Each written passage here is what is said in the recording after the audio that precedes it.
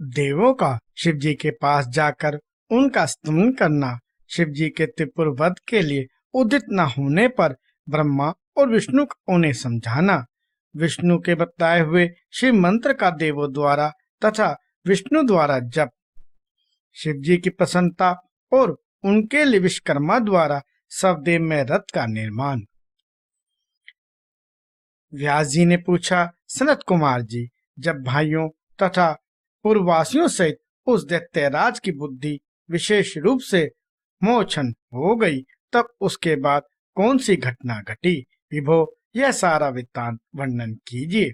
सनत कुमार जी ने कहा, महेश्वर, जब तीनों पुरों का पूर्वक दशा हो गई, दैत्य ने शिव अर्चन का परित्याग कर दिया, संपूर्ण स्त्री धर्म नष्ट हो गया और चारों ओर दुराचार फैल गया, तब भगवान विष्णु और ब्रह्मा जी के साथ सब देवता कैलाश पर्वत पर गए और सुंदर शब्दों में शिव जी की स्तुति करने लगे।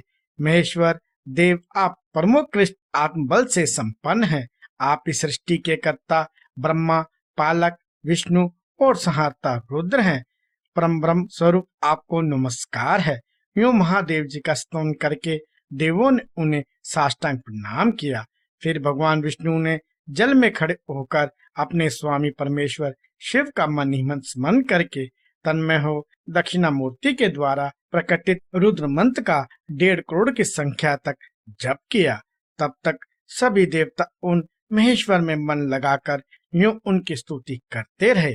देवों ने कहा, प्रभु, आप समस्त प्राणियों के आत्मस्वरूप, कल्याणकर्ता और भक्तों की पीड़ा हरने वाले हैं। आपके गले में नीला चिन्ह है, जिससे आप नीलकंठ कहलाते हैं। आप स्त्रुदुप एवं प्रचेता हैं। आप रुद्र को हमारा प्रणाम है। असुर निकंदन, आप ही हमारी सारी आपत्तियों के निवारण करने वाले हैं। अतः सदा से आप ही हमारी गति हैं और आप ही सर्वदा हम लोगों के वंदनीय हैं। आप सबके आदि हैं और आप ही अनादि भी हैं। आप ही आनंद स्वरूप अव्यय प्रभु प्रकृति पुरुष के भी साक्षात सृष्टा और जगदीश्वर हैं। आप ही रजोगुण, सत्वगुण और तमोगुण के आश्रय से ब्रह्मा, विष्णु और रुद्र होकर जगत के कर्ता, भर्ता और संहारक बनते हैं। आप इस भव सागर से तारने वाले हैं। आप समस्त प्राणियों के स्वामी, अविनाशी, वरदाता, साधन स्वरूप, वेद प्रतिपाद्य और वाच्य वाचकता से रहित है। योग वेदता योगी, आप ईशान से मुक्ति की याचना करते हैं। आप योगियों के हृदय कमल की कर्णिका पर विराजमान रहते हैं। वेद और संत जन कहते हैं कि आप परब्रह्म स्वरूप, तत्स्वरूप, तजो राशि और परात्पर हैं। सर्वे आप सर्वव्यापी, सर्वात्मा और त्रिलोकी के अधिपति हैं। भव, इस जगत में जिसे परमात्मा कहा जाता है, वह आप ही हैं। इस जगत में जिसे देखने, सुनने, स्तवन करने तथा जानने योग्य बताया जाता है और जो अगुण से भी सूक्ष्म और महान से भी महान है, वह आप ही हैं। आप चारों ओर हाथ, पैर, नेत्र, सिर, मुख, कान और नाक वाले हैं। अतः आपको चारों ओर से नमस्कार है। सर्वव्यापिन, आप सर्वज्ञ, सर्वेश्वर, अनावृत और विश्व रूप हैं। आप विरूपाक्ष को सब ओर से अभिवादन है। आप सर्वेश्वर, भवाध्यक्ष, सत्यमय, कल्याणकर्ता और करोड़ों सूर्य के समान प्रभावशाली हैं। आपको हम चारों ओर से दंडवत प्रणाम करते हैं। विशाराध्य, आदि अंत शून्य, 26वें तत्व, नियामक रहित तथा समस्त प्राणियों को अपने अपने कर्मों में प्रवृत्त करने वाले आपको हमारा सब ओर से प्रणाम है। आप प्रकृति के भी प्रवर्तक, सबके पितामह और समस्त शरीरों में व्याप्त हैं। आप परमेश्वर को हमारा नमस्कार है। श्रुतियां तथा श्रु तत्व के ज्ञाता विज्ञन, आपको वरदायक, समस्त भूतों में निवास करने वाला स्वभू और श्रुति तत्व बतलाते हैं। नाथ, आपने जगत में अनेकों ऐसे कार्य किए हैं जो हमारी समझ से परे हैं। इसलिए देवता, असुर, ब्राह्मण और अन्य स्थावर जंगम भी आपकी ही स्तुति करते हैं। शंभो, त्रिपुरवासी दैत्यों ने हमें प्राय नष्ट कर डाला है। अतः आप शीघ्र ही उन असुरों का विनाश करके हमारी रक्षा कीजिए, क्योंकि देववल्लभ, हम देवों के एकमात्र आप ही गति हैं। परमेश्वर, इस समय भी आपकी माया से मोहित हो गए हैं। अतः प्रभु वे भगवान विष्णु द्वारा बताई हुई युक्ति के चक्रों में फंसकर सारा धर्म कम छोड़ बैठे हैं। भक्तवत्सल, हमारे सौभाग्य इस समय उन देवताओं ने संपूर्ण धर्मों का परित्याग कर दिया है और नास्तिक शास्त्र का आश्रय ले रखा है। शरणादाता, आप सदा से देवताओं का कार्य करते आए हैं, इसलिए आज भी हम लोग आपके शरणागत हुए हैं। अब आपकी जैसी इच्छा हो वैसा कीजिए। संत कुमार कहते हैं, मुनिवर इस प्रकार महेश्वर का स्मरण करके देवगण दीन भाव से अंजलि बांधकर सामने खड़े हो गए। उस समय उनके मस्तक झुके हुए थे। इस प्रकार जब सुरेंद्र आदि देवों ने महेश्वर की स्तुति की और विष्णु ने ईशान संबंधी मंत्र का जाप किया, तब सर्वेश्वर भगवान शिव प्रसन्न हो गए और वृष पर सवार हो वहीं प्रकट हो गए। उस समय पार्वती पति शिव का मन प्रसन्न था। उन्होंने नंदीश्वर की पीठ से उतरकर विष्णु का आलिंगन किया और फिर वे नंदी पर हाथ टेक कर खड़े हो गए और संपूर्ण देवताओं की ओर कृपा भरी दृष्टि से देखकर गंभीर वाणी में श्री हरि से बोले। शिव जी ने कहा, देवश्रेष्ठ, उन धर्मनिष्ठ दैत्यों के तीनों पुरों को मैं नष्ट कर डालूंगा, इसमें संशय नहीं है। परंतु वे महादैत्य मेरे भक्त थे और उनका मन सुदृढ़ रूप से मुझ में लगा रहता था। अतः यद्यपि इस समय उन्होंने व्याजवश उत्तम धर्म का परित्याग कर दिया है, तथापि वे मेरे ही द्वारा मारने योग्य हैं। इसलिए जिन्होंने त्रिपुरवासी सारे दैत्यों को धन नष्ट करके मेरी भक्ति से विमुख कर दिया है, वे विष्णु अथवा अन्य को ही उन्हें क्यों नहीं मारते। मुनीश्वर, शंभु के ये वचन सुनकर उन समस्त देवताओं का तथा श्री हरि का भी मन उदास हो गया। जब सृष्टिकर्ता ब्रह्मा ने देखा कि देवताओं और विष्णु के मुख पर उदासी छा गई है, तब उन्होंने हाथ जोड़कर शंभु से कहना आरंभ किया।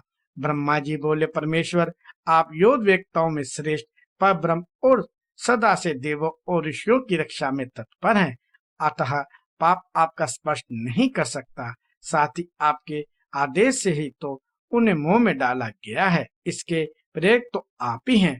इस समय अवश्य ही उन्होंने अपने धर्म का परित्याग कर दिया है और वे आपकी भक्ति से विमुख हो गए हैं, तथापि आपके सिवा दूसरा कोई उनका वध नहीं कर सकता।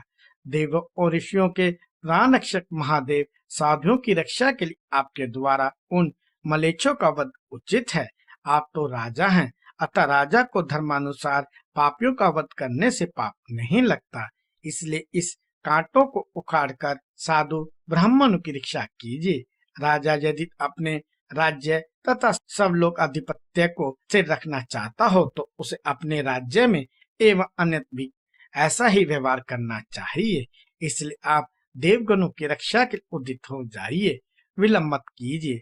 देव देवेश, बड़े बड़े मुनीश्वर, यज्ञ, संपूर्ण वेद शास्त्र, मैं और विष्णु भी निश्चय ही आपकी प्रजा हैं।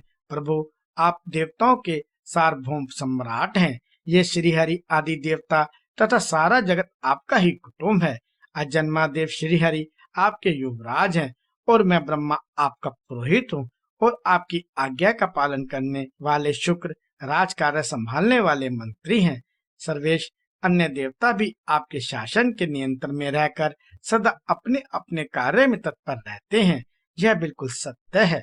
संत कुमार जी कहते हैं, व्यास जी, ब्रह्मा जी की यह बात सुनकर सुरपालक परमेश्वर शिव का मन प्रसन्न हो गया। तब उन्होंने ब्रह्मा जी से कहा।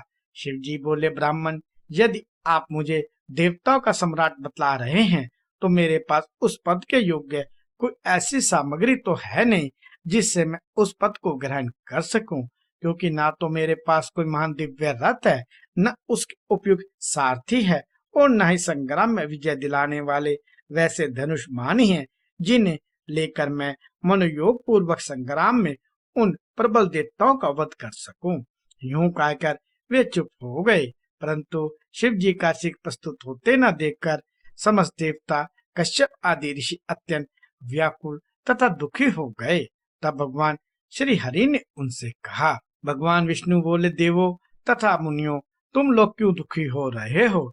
तुम्हें अपने सारे दुख का परित्याग कर देना चाहिए। अब तुम सब लोग आदर पूर्वक मेरी बात सुनो। देवगण, तुम ही लोग विचार करो कि महान पुरुषों की आराधना सुख साध्य नहीं होती। मैंने ऐसा सुना है कि महादारासन में पहले महान कष्ट झेलना पड़ता है, पीछे भक्ति दृढ़ता देखकर इष्ट देव अवश्य प्रसन्न होते हैं। परंतु शिव तो समस्त गणों के अध्यक्ष और परमेश्वर हैं, ये तो आशुतोष ही ठहरे। अतः पहले ओम का उच्चारण करके फिर नमः का प्रयोग करें, फिर शिवाय कहकर 2 बार शुभम का उच्चारण करें, उसके बाद 2 बार कुरु का प्रयोग करके फिर शिवाय नमः ओम जोड़ दें। ऐसा करने से ओम नमः शिवाय शुभम शुभम कुरु कुरु शिवाय नमः ओम यह मंत्र बनता है। बुद्धि विशारदो, यदि तुम लोग शिव की प्रसन्नता के लिए इस मंत्र का पुनः 1 करोड़ जप करोगे तो शिव जी अवश्य तुम्हारे कार्य पूर्ण करेंगे। मुने प्रभावशाली श्री हरि ने जब यूं कहा तब सभी देवता पुनः शिव आराधन में लग गए। तत्पश्चात श्री हरि भी देवों तथा मुनियों के कार्य की सिद्धि के हेतु शिव में मन लगाकर विशेष रूप से विधि पूर्वक जप में तत्पर हो गए। मुनि श्रेष्ठ इधर देवगण धैर्य संपन्न हो बारंबार शिव शिव यूं उच्चारण करते हुए 1 करोड़ जप करके सामने खड़े हो गए। इसी समय साक्षात शिव प्रोक्त स्वरूप धारण करके प्रकट हो गए और यूं कहने लगे। श्री शिव जी बोले, हरे ब्राह्मण देवगण तथा उत्तम व्रत का पालन करने वाले मुनियों, मैं तुम लोगों के जप से प्रसन्न हो गया हूँ, अतः अब तुम लोग अपना मनोवांछित फल मांग लो। देवताओं ने कहा, देवाधिदेव कल्याणकर्ता जगदीश्वर, यदि आप हम पर प्रसन्न हैं तो देवों की विकलता का विचार करके शीघ्र ही त्रिपुर का संहार कर दीजिए। परमेश्वर, आप दीन बंधु तथा कृपा की खान हैं, आपने ही सदा से हम देवताओं की बार बार विपत्तियों से रक्षा की है, अतः इस समय भी आप हमारी रक्षा कीजिए। संत कुमार जी कहते हैं, ब्राह्मण तब ब्रह्मा और विष्णु सहित देवों की यह बात सुनकर शिव जी मन ही मन प्रसन्न हुए और पुनः इस प्रकार बोले। महेश्वर ने कहा, हरे ब्राह्मण देवगण तथा मुनियों, अब त्रिपुर को नष्ट हुआ ही समझो। तुम लोग आदर पूर्वक मेरी बात सुनो और उसके अनुसार कार्य करो। मैंने पहले जिस दिव्य रथ, सारथी, धनुष और उत्तम बाण को अंगीकार किया है वह सब शीघ्र ही तैयार करो। विष्णु और विद्या निश्चय ही तुम दोनों त्रिलोकी के अधिपति हो, इसलिए तुम्हें चाहिए कि मेरे लिए प्रयत्न पूर्वक सम्राट के योग्य सारा उपकरण प्रस्तुत कर दो। तुम दोनों सृष्टि के सृजन और पालन कार्य में नियुक्त हो, अतः त्रिपुर को नष्ट हुआ समझकर देवताओं की सहायता के लिए यह कार्य अवश्य करो। यह शुभ मंत्र जिसका तुम लोगों ने जप किया है महान पुण्य में तथा मुझे प्रसन्न करने वाला है। यह भक्ति मुक्ति का दाता, संपूर्ण कामनाओं का पूरक और शिव भक्तों के लिए आनंद प्रद है। यह स्वर्गकामी पुरुषों के लिए धन, यश और आयु की वृद्धि करने वाला है। यह निष्काम के लिए मोक्ष तथा साधन करने वाले पुरुषों के लिए भक्ति मुक्ति का साधक है। जो मनुष्य पवित्र होकर सदा इस मंत्र का कीर्तन करता है, सुनता है अथवा दूसरों को सुनाता है, उसकी सारी अभिलाषाएं पूर्ण हो जाती हैं। संत कुमार जी कहते हैं, मुने परमात्मा शिव की यह बात सुनकर सभी देवता परम प्रसन्न हुए और ब्रह्मा तथा विष्णु को तो विशेष आनंद प्राप्त हुआ। उस समय विश्वकर्मा ने शिव के आज्ञा अनुसार विश्व के हित के लिए एक सर्वदेवमयी तथा परम शोधन दिव्य रथ का निर्माण किया।